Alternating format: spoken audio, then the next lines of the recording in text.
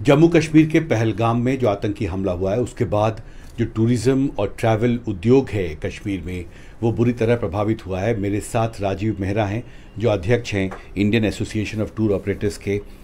अभी तक 2 दिन हो चुके हैं, क्या इनपुट्स हैं ग्राउंड से, कितना प्रभावित हुआ आपका बिजनेस?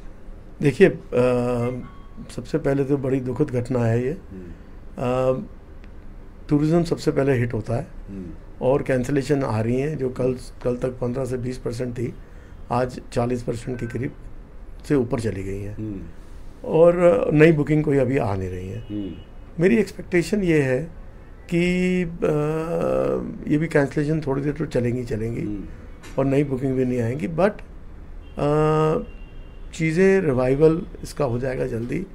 एंड आई एक्सपेक्ट कि अगले 15-20 दिनों में things should stabilise.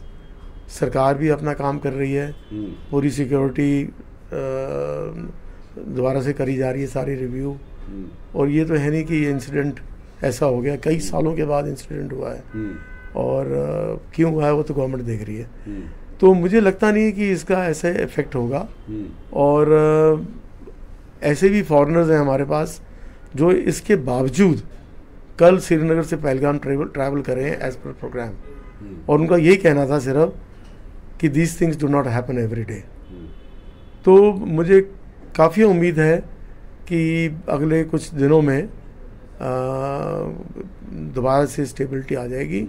But yes, at least month of May में टूरिज्म काफ़ी ढीला पड़ जाएगा इन जम्मू एंड कश्मीर। और ये आपका पीक सीज़न भी होता है, गर्मी की छुट्टियां शुरू हो रही हैं, पीक सीज़न होता है। आपने एक महत्वपूर्ण बात कही कि विदेशी नागरिक जो टूरिस्ट थे जो इंडिया आए थे वो गए हैं पहलगाम, वो किस देश से थे और ये कब, उनका क्या प्लान था?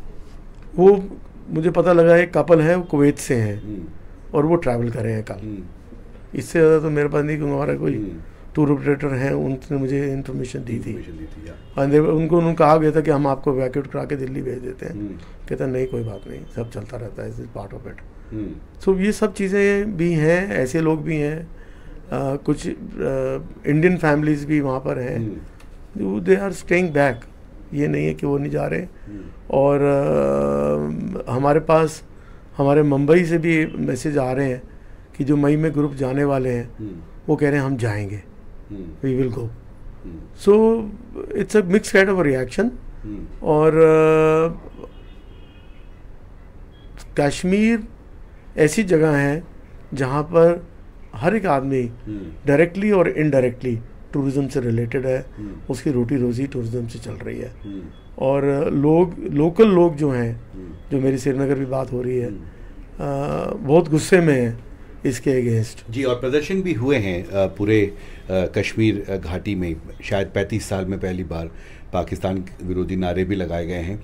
एक सवाल था फ्लाइट्स को लेके कि यहाँ से जो फ्लाइट्स जा रही हैं, ये खबर है कि ऑक्यूपेंसी जो है वो काफ़ी घट गई है।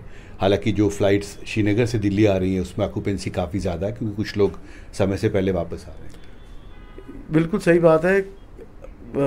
फ्लाइट्स क्योंकि लोगों ने इमीडिएटली कैंसिलेशन करी है और एयरलाइंस कैंसिलेशन चार्ज भी नहीं ले रही है, इसलिए कैंसिलेशन हुई है। फ़्लाइट्स खाली जा रही हैं जाने वाली, मगर वहाँ से भरी आ रही हैं।